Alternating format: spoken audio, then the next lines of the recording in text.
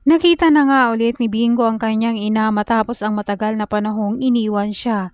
Naalala na naman ni Bingo ang panahong binigyan siya ng pera ng kanyang ina bago ito umalis. Ngayon nga ay nangyari na naman at binigyan siya ng pera pang pa-ospital niya.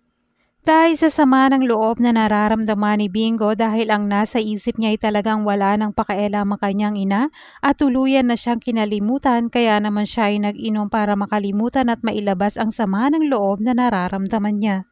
Habang nasa inuman naman siya ay may bata na humihingi ng tulong ng konting pera dahil wala na siyang magulang at iniwan na.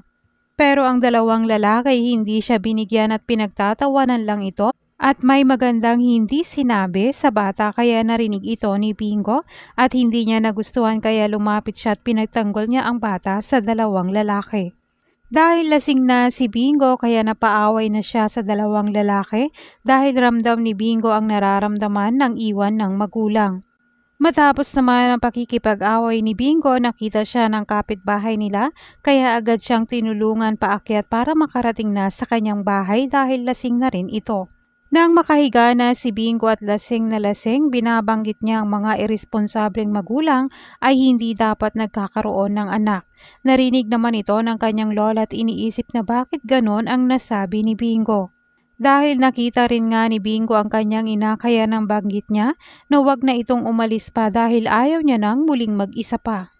Gayunpaman, natuloy na ang pagkikita ni Pato at Ling at dito na naibigay ni Pato ang mga ebidensya na nagpapatunay kung sino ang gumawa noon sa ina ni Ling.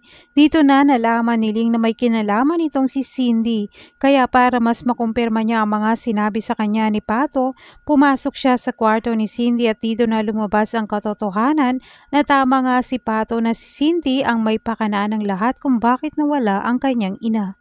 Dito na nga naglakas ng loob itong si Ling na kumprontahin itong si Cindy at binibigyan niya ng isa pang pagkakataon si Cindy na sabihin ang totoo tungkol sa kanyang ina. Pero sinabi ni Cindy sa kanya na pagod na siya at paulit-ulit na lang na pag-uusap tungkol doon. Dahil guilty nga itong si Cindy at gusto na naman niyang umalis para hindi ito mapag-usapan, pero pinigilan na siya ni Ling at sinabing hindi siya aalis at kailangan niyang sagutin at sabihin ang katotohanan. Sinabi ni Cindy sa kanya na mag-move on na siya, pero galit naman na sinabi ni Ling na hindi siya mag-move on dahil alam niya na ang totoo. Kaya lagot na itong si Cindy dahil hindi napapayag si Ling na hindi mabigyan ng hustisya ang pagwawala ng kanyang ina. Dito na nga ulit magkakagulo ang pamilya Chu at isa sa magiging kakampi ni Ling ay itong si Annie. Yan ang mga dapat nating abangan sa susunod na episode ng Can't Buy Me Love.